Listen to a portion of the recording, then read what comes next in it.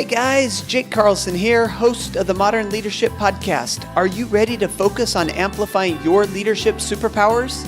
Let's go! Good morning, my friends and fellow elite achievers. Welcome to another episode of Modern Leadership. We have a special treat for you today, but before I get into that, I just want to take a minute and wish my baby sister a super happy birthday today. I think she's like 27 again and doing terrific. I love you, Bryn. Super proud of you. And now let's talk modern leadership, shall we? Please welcome today's guest, Mitch Durfee. Mitch is a best-selling author, keynote speaker, business coach, property investor, and entrepreneur. A veteran of the U.S. Army and U.S. Army Reserves, Mitch served from 2003 to 2008 in Korea, Iraq, Colorado Springs, and Vermont. Later, he served overseas again from 12 to 13 as a government contractor in both Kuwait and Afghanistan. He is a three-time best-selling author of Serve to Win, Millionaire Business Mindset, and Military House Hacking. Welcome, Mitch. So great to have you with us today. How are you? I am incredible, and thank you for that wonderful introduction. Well, I can't start this podcast without saying thank you for your service and all you've done for this great country. Sure appreciate you. I appreciate that. Thank you. Now, we got a little bit of your background. We know that you're a writer. We know that you're a speaker. We know that you've put your life on the line for, in the Army. But what else do we need to know about you before we jump into this business conversation? Well, I think those are all things and experiences that I've completed. But I think the biggest thing that defines myself is service. One of the most important things that I've discovered over the years of being in business and leading people and helping other businesses grow is it's about service. When you can serve someone else and just put their needs first, everything else will fall in order behind that. And I learned a lot of those skills in the military, just the power and process of influencing people and just giving them direction. But putting their needs first is something that I would say defines me the best out of all those other things. Well, and it's interesting that when we talk to people who have served, there's a tremendous amount of leadership lessons that come out of serving. And so I love to have this conversation and kind of look back to your days of being in the military. And what did you take away from a leadership perspective that you use today in more of a civilian setting? Yeah. One of the things that I noticed when I was in the service was there's a lot of structure when it comes to the military. There's field manuals, there's training manuals. And they've perfected this leadership skills over hundreds of years. And what I noticed about the people that were training me and coaching me and my mentors was that they were always looking to set an example.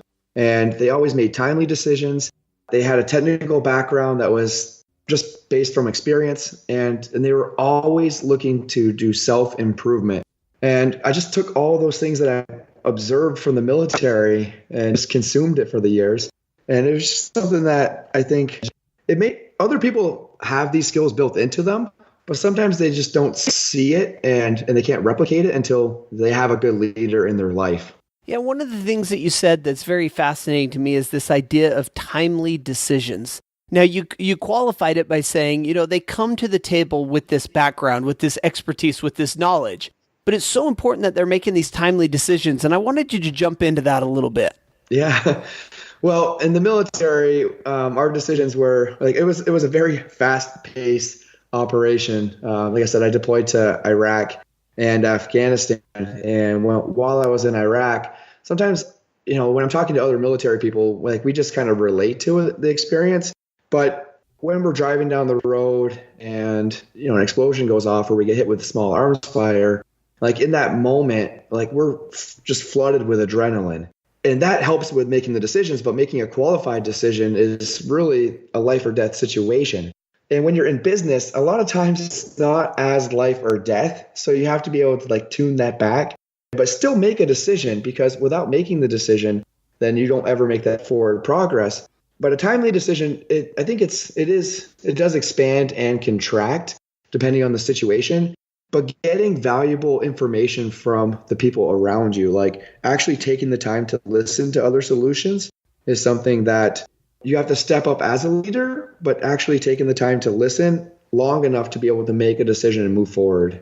As I'm thinking about this, I'm imagining kind of the high stakes decision making that happens, on the front lines, or not even the front lines, just in times of service. And one of the things that jumped out to me is this idea of emotional decision making and how you have to make decisions early. You need to know how you're going to react in situations and scenarios early, because when you get in the heat of the moment, when you're in the heat of battle, you don't want to be making decisions based on your emotions or on your adrenaline or on the excitement. Do you have experience with that? Yeah, I love that. The second you said emotional decisions, I love the way you clarified that, because yes, it's not a skill that is natural for me, myself. It was something I had to develop over time. And I was thinking back to some of these situations in business where, maybe we lost a contract or maybe someone got in an accident. It's like, okay, first, are they okay? And then it's like, how did this affect the rest of the operations? Sometimes you get those two confused. Your emotion is like, okay, well, we have these other problems that are going to come up now that this accident may have happened. And you're not actually thinking practically. You're thinking more like you said, reactionary. And to control that, what's the best advice when it comes to being efficient with your decision making? For me, it's, like I said, going back to that, is it life or death? No, it's likely not. At the end of the day, can we take this opportunity to learn from it? Is there something that we can implement? And for me, I'm really big on strategies, systems, procedures, processes, because over time, as a leader, when you have more experience, you actually get more used to seeing these things come up, and you can create procedures that you can implement. So instead of becoming emotional about the situation, you can actually reference the strategy or procedure that you've already implemented in your business. And that's why when you look at like the military, they do these military exercises over and over and over again, in practice, in trying to recreate real life scenarios, because like you said, the more familiar you are, the more you can anticipate what's coming and what challenges you're going to be faced with, the more you can react in an appropriate way for that. And so here you are, you've come back now, you've built multiple successful businesses, and you're doing so much. I mean, you're crazy busy with all you're doing. And now you're writing books, and you've got this new book, Serve to Win. Tell us about it. Serve to Win. Well, actually, I'll tell you a quick little story. A lot of people don't know this about me, but when I was in high school, I got straight A's. No, I'm just kidding. I failed my junior year of English. And after I failed my junior year of English, that impacted me so bad that I actually didn't read a single book for almost 10 years. And while I was deployed to Afghanistan, my friends suggested a book, and it was Think and Grow Rich by Napoleon Hill. And I kept telling him, I'm like, no, this book's not for me. But he was so persistent because he knew I had really big goals. He knew that I wanted to kind of step up as a leader, to get more self-confidence and just develop systems that were going to help me be successful. That he was very persistent. And if this book never came into my life, then I never would have started reading. But when I finished that book, I couldn't believe how much knowledge and just everything that was compiled into this book. There was so much value that I ended up reading a book every single week for 5 years. I just could not consume enough. And were they all like business books, personal development books, or nonfiction, fiction? What were you reading? It was basically any book that anyone would suggest, from 50 Shades of Grey to personal development to even some Harry Potter books. Like, if someone suggested a book, I would pick up that book, or I'd get the audiobook, and I would just consume it. And I think a lot of it was because I can't believe how selfish I was that I didn't take the time to develop myself as a leader. And it blew my mind that I was that stubborn to not pick up a book for 10 years. And I don't know what self-talk I was going through my head to just tell myself that I wasn't a reader. And after I built the businesses, and I went through all these experiences and challenges and struggles, from almost losing my company a couple times and having to rebuild it, to having to recreate my team so that I had a successful team that could basically run the business without me and scale into multiple states and turn into a multi-million-dollar business. all these systems I learned through books. And I felt like at that moment in time, I'm like, my business is growing. Like, I have to share all these things that I've discovered from reading these books and from managing these companies and building these teams. I have to put this information into a book because someone out there needs this information. And what's amazing to me is even to this day, I still get messages that pop up and they're like, hey, I just read your book. Thank you so much. And they're thanking me. And for me, I should be thanking them for picking up my book because it's so fulfilling. But I love that feeling knowing that I'm able to help someone else because I was able to put that information into a book and a platform that makes it easy for them to consume. And isn't that what the definition of a win-win is? I mean, a win-win is where you look at the situation and you say, I should be thanking you for picking up a copy of the book. And they're saying, I should be thanking you for taking the time to write the book. And both of you come out better because of the experience. Yeah, it's a perfect transaction. In an ideal world, if it's a win-win solution, that's ideal. I really only strive for win-win solutions. I especially in real estate, it's usually a negotiation, and they always say the best negotiations are when both people feel like they gave up a little bit. But I'm the total opposite. And I probably should be a better savvy investor, but I really believe in win-win or no deal at all. You know, it's interesting. When I was in law school, I took a class in negotiation, and I was kind of the not very good negotiator in that for the assignment, we would have to pair off, every week we'd have to pair off with somebody new. We'd have to go to the library, go into one of the private rooms and basically come up with a deal.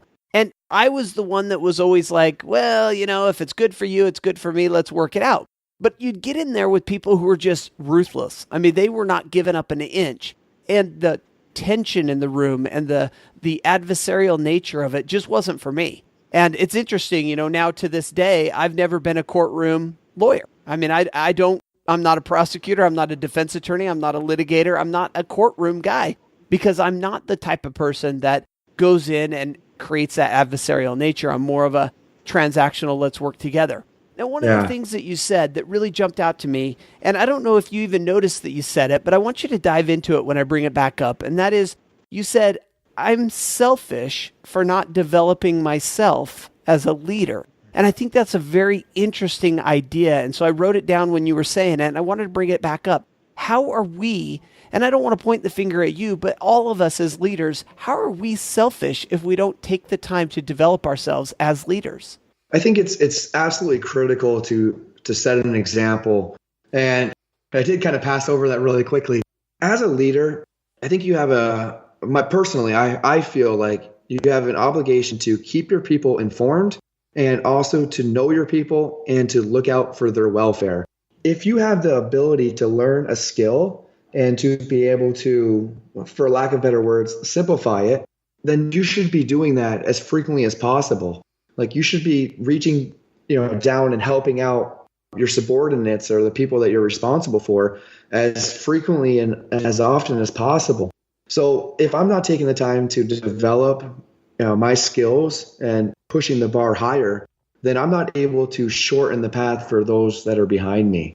And I think that, as a leader, and when I say behind me, I just mean like just timely, not that they're not able to develop these skills. I just mean that where they're at on their race isn't where I'm at. So I always say, never compare your day one to my year 5.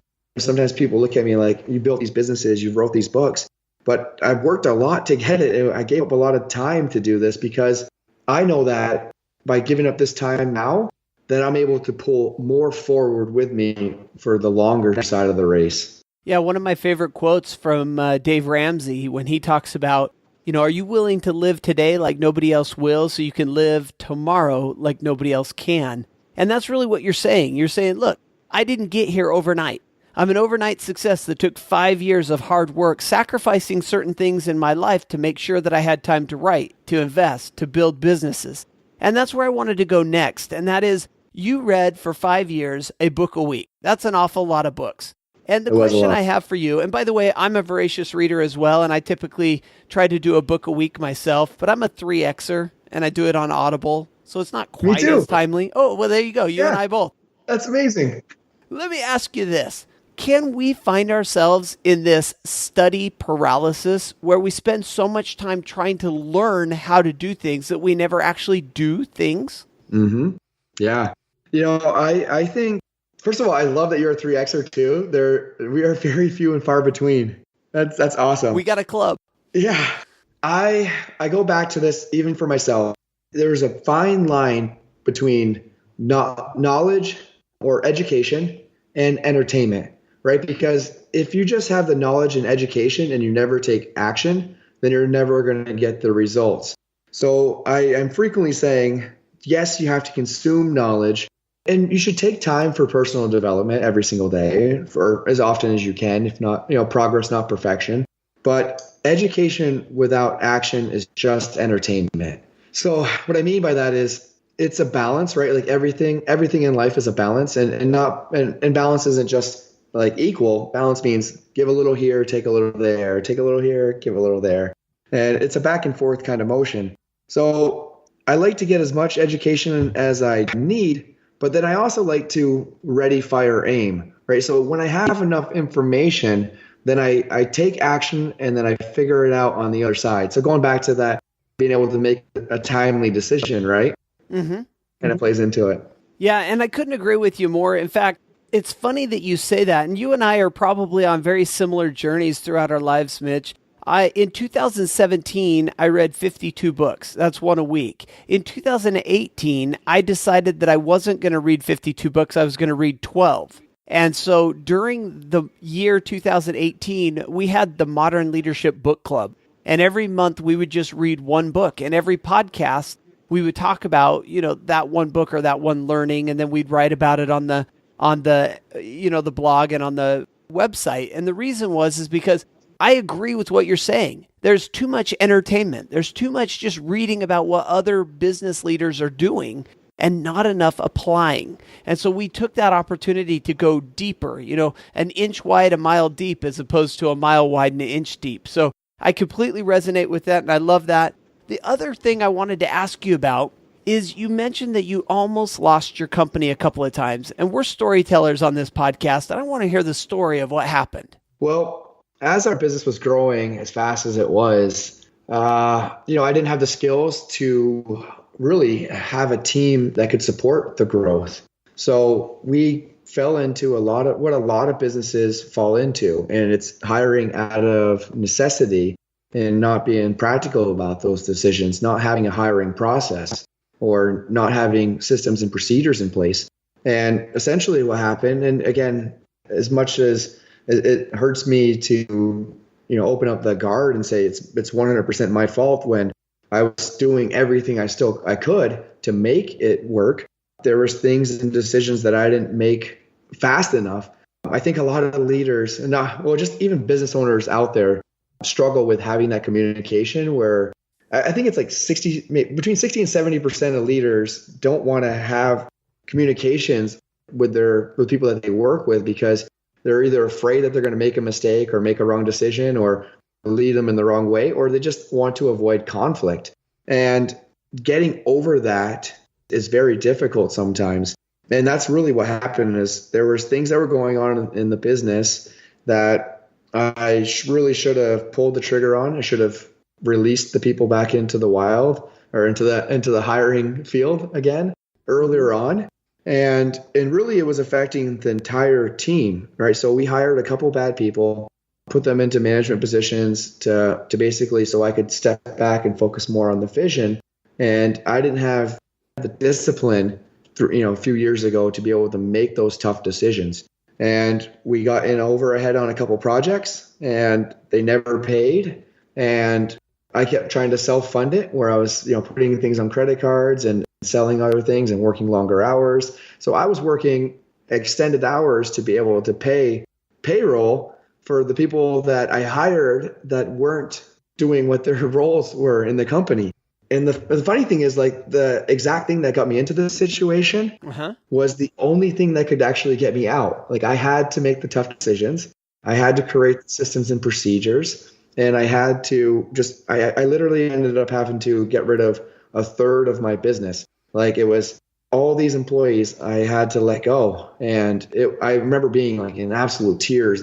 I was sitting in my truck and I called my dad, I called my grandparents, I called my business coach. It was like 10 o'clock at night. I'm calling my business coach and he picks up. He's like, "What's wrong?" I'm like, I can't do it anymore. I got to make this decision. And it was the hardest decision of my life, letting go of these people that were on my team that I built these relationships with. They weren't doing their part that we agreed on. And I wasn't doing my part by having this conversation with them. And after that, though, we got clear on our vision. We got clear on our operations. We kind of reshrunk the business and we made so we cut a third of our business off, but within a year, we made it all back up and then grew into 2 more states because we did that. So for anyone out there listening, like if you're on the fence of making this tough decision, take responsibility and make those decisions, but focus on creating procedures so that they don't happen again. And Mitch, you and I both have seen this over and over in the people that we work with and the people that we've seen that we do coaching with. The 1 or 2 bad hires can really have a dramatic negative impact on the entire business. It's not just one hire. And as you were talking about this, I couldn't help but remembering when I was like 10 years old, my parents were building a house. And I remember one evening we went over kind of to check out the house as it was being built.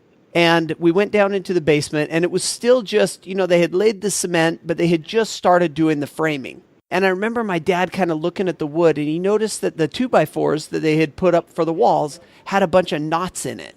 And he started just kind of pushing on them and breaking them, like literally not even pushing hard, just kind of pushing on them and breaking them. And he went around and he broke out a whole bunch of those. And I remember saying to him, if you do this, you're going to delay the time that we can move in. I mean, the house isn't going to be done in time. They're going to have to come back and redo all this work. Of course, I was 10, 12 years old. I was really young. And he said to me, better to take your time in the beginning to make sure that the foundation is strong than to allow the house to be built up around these bad 2x4s that later on could cause dramatic impact for the house. And of course, I'm talking about businesses here, right? I mean, sometimes you got to go around to your team and you got to see who the weak 2x4s are and push on them a little bit. And if they need to be taken out in order that your business can flourish and grow, you need to do it early and you need to do it before you build this entire foundation on top of it, making it much harder to change. And so thank you for jumping into that. Now, there's 2 directions that we can go with this podcast, and we don't have enough time to probably do either of them justice. One of them is to talk about building a $1 million team. The other one is these 8 steps to making a living and a life, which is, comes out of Serve to Win. Now, because we can recommend our listeners to go and pick up a copy of Serve to Win, I'm going to leave that one to our next discussion, 8 steps to making a living and a life. But I want to touch on this idea of how we can build a $1 million team. And I know that you started down this path by telling your story of how you almost lost your business. Make sure you hire intentional. But what else can we learn from your experience in building a $1 million team? The $1 million team it's a little bit of a metaphor. At the same time, I actually wrote one of my other books is like the Millionaire Business Mindset. But it's the feeling of the Millionaire Business Mindset talks about the feeling of serving someone and how you can turn that into a business. And building the $1 million team it talks about having this $1 million feeling, right? When your team is actually doing what it's supposed to be doing, like everything. And then when it does that, oddly enough, it turns into a $1 million business, I guess. But the thing about I think going back to the foundation, most people want to know the direction that they're going in order for them to make the decision to join in with your progress. And what I mean by that is, if you and your friends were hanging out at your house and they were very close friends and you said, let's jump in the car, we're going somewhere. Well, yes, they would probably do that because you've already built that rapport. But if you're talking about going out and recruiting other people, they kind of want to know where they're going before they get in the car or vehicle with someone that they've never met before. And when your company has a clear vision, then you're able to communicate that to anyone that comes in. And not only that, but your team members will be able to communicate that with anyone else that joins.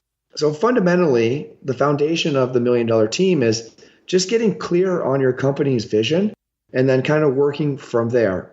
And whatever your company's vision is, it's got to be more than we're here to make money.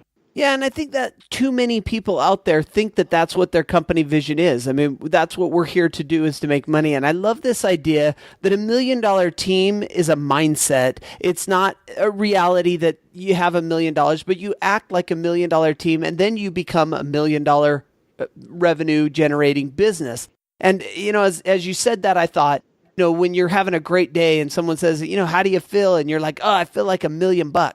And that idea of your team being able to stand up and say, how do you feel today? We feel like $1 million. The fact of the matter is that mindset will drive towards your goal. Now, if you set your goal at $1 million, it's going to be hard to push your team to get there. But if you get your team with the mindset of $1 million team, they're going to pull your firm or your business to that level. I love this idea. Before we jump to the next section, Mitch, any additional thoughts on building $1 million team? Yeah, and in there, I created a lot of, there's 20 different lessons that are like in the course that I created, but like having job descriptions, having an organizational chart, and being able to communicate with your team, I think those are also very critical, because what happens is when you're able to reference a section, like something that you've built out, whether it's a job description or like here's the procedure and here's kind of like and not like an organizational chart doesn't have to be like I'm in charge, but like when people can see their position on the rock, like what they're responsible for on that rock, it takes the personality, the person out of the situation, and it becomes more like, oh, I get it. Whoever's doing this job, their job is to do this. That makes more sense. So that way, if I have to come up and say, it's more of what's the best way to say it? It's not the person that's the problem. It's the situation that's the problem. And there's a lot of structure inside there that can kind of communicate better and create those things a little better. And I absolutely agree with you that you should create job descriptions for the position and not for the person. And I think too often, especially in small business, we create jobs for the people that we have. We say, oh, John on my team is a great person. He might not be great at sales. Let's put him in management, or let's put him in intake or in production, versus looking at what you need in your firm. We need a salesperson. And I'm sorry, John, you're a great person and you've been with us on this journey for a long time. But moving forward, what we really need to grow as a business, and what will make you happy and us happy, is if we're both living authentically to who we are and taking this business in the right direction, not trying to create jobs for people, but finding the right people for the jobs that you have. And I love this idea, Mitch. Unfortunately, we're running a little short on time, and we need to make time for our favorite section, learning from leaders, a little bit of personal to go with this business conversation. Are you ready? Let's do this. All right. So first question then, what is the book currently on your Kindle or bedside table? What are you reading? I currently am reading Relentless Optimism. Have you read it? No, I have not. What do you think? I'm just barely cracked into it, and I can kind of see the direction that it's going in. And I love it because it's amazing how positive thinking will change everything. It talks about this baseball player that was so close to making it to the major leagues, and he got inside his head because of a situation that happened to him. And he kept replaying that situation over and over again. And he wasn't focusing on the skills, but he was focusing on the situation. And this coach comes into his life, and he doesn't focus on the skills, but he focuses more on the mindset. And by creating this positive thinking balance in his life, he starts to climb the ranks again. I was having this conversation with my wife just the other day on optimism, and I believe that I am like a diehard optimist. I believe that the future is going to be great. And we came to this realization that I'm an optimist when it comes to destination, but I'm a pessimist when it comes to the journey, like how to get there. And so I love this idea of this relentless optimism, how I can not just have this optimistic view of the future, but how I can make the present much more optimistic. So I love that. Next question. How about your leadership superpower? I did it twice because I wanted to make sure. and it came up inspirational leader. And when it first came up, I'm like, well, obviously, I'm totally big on vision. And I love believing, like, I'm so like you said, optimistic on helping people. So it's like inspirational leader, like stood out to me. It's like, man, very, very well I wasn't sure exactly what my superpower was, but I really do believe in people, and networking at first was kind of like my connecting people on my teams with the right people. But I'm very authentic. I don't like to rule with an iron fist. I think there are times that as a leader, you have to be disciplined in order to make sure that everyone is on board. But just being real and being open and just inspirational is something that I love that.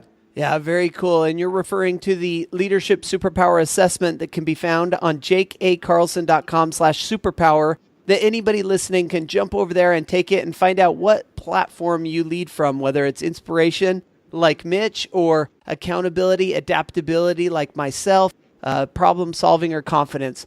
All right, next one is a leadership philosophy quote or mantra, something that you live by. Well, Napoleon Hill made such a huge impact on my life that I think I honestly can't even do his quotes justice, but the one that stands out to me is whatever the mind can conceive and believe, it can achieve. And it's so true. Over the years of growing businesses and helping others, like the second my heart feels like something is possible and my mind starts to kind of like align with my heart and I tell the world, it's like the world just opens up and I start to make that progress. I always say, if you believe it, you can achieve it.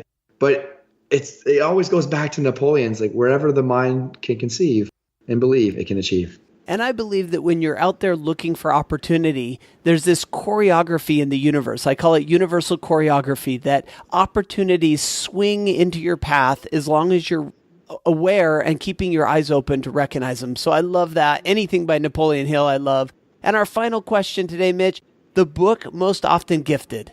Well, I'm not big on self-promoting, but I do believe in my book. So I really do believe. I usually give away the Millionaire Business Mindset. And out of all 3 books that I have, I don't know what it is about this book, but I feel like this book has to be in people's hands. So I give it away so frequently. And I keep them all in stock. Like I fill my bag up anytime I go somewhere. I make sure I carry a book with me. But the other book, if not my book, Jack Canfield's The Success Principles. He's so wise. He's big on just everything that he put inside this book. I find myself reading. Like I pick up the book, I flip through it. I don't have to pick any page or chapter or anything. I can literally open up a section and read for a couple minutes, and it's like, thank you. Thank you, Jack, for the wisdom. So I give that book away a lot too. Well, both of them are great books. And as far as the Millionaire Business Mindset goes, tell us how we can pick up a copy of that or any of your other 2 books. And then how can we find out more about you? Yeah. If you go to Amazon and just search Mitch Durfee, you can see all 3 of the books there: Serve to Win, The Millionaire Business Mindset, and The Military House Hacking, where we teach veterans how to create generational wealth using some of their VA benefits, which I'm very passionate about. You can also find me at MitchDurfee.com. And of course, if anyone out there wants to, jump on a quick discovery call and maybe talk about some of their leadership challenges or successes, or even have some curiosity about how they can build $1 million team and just want to talk about it, then they can sign up at MitchDurfee.com for a little strategy session there. But yeah. Very cool. Well, we'll link all of that up on the show notes, so they'll have one place to go that they can find all of that good information and access to you. And again, thank you, Mitch, for coming on the podcast today. It's incredible, your background, your story, and your ability to share your leadership talents with our audience. Thanks for being this week's guest expert. Jake, thank you so much for your time. I appreciate it.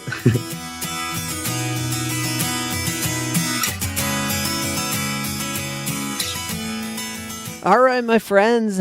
How did you enjoy that? What a great conversation with Mitch. And I love just diving into his background and some of the experiences that he's had. And what a journey, right? I mean, coming from the Army and being in the service and then coming out and doing some stuff with real estate and leadership companies and now building $1 million teams. And I love that idea. $1 million mindset first. Get your team with that $1 million mindset. And then, of course, they will become $1 million. Well, you'll have $1 million firm and it will continue to grow. It'll amaze you how quickly it grows. One of the things that jumped out to me right there at the end is we talked about Napoleon Hill. He talked about conceive, believe, achieve. And too many of us feel like all we have to do is conceive and achieve. But there's this believe component. You have to believe in yourself. You have to believe in your idea. You have to believe in your hard work, in your grit, in all that you're doing to be successful. Of course, everything that we talked about in this episode of the podcast can be found at jakeacarlson.com/ML116, episode 116. And until next week, I want to wish you the very best of days, an even better life. Remember, everything is figure-outable.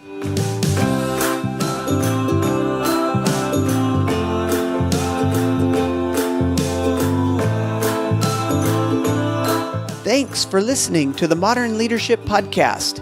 You can find me on Facebook at Speaker Jake, on Twitter at Jake A. Carlson, and of course the website, jakeacarlson.com. See you there.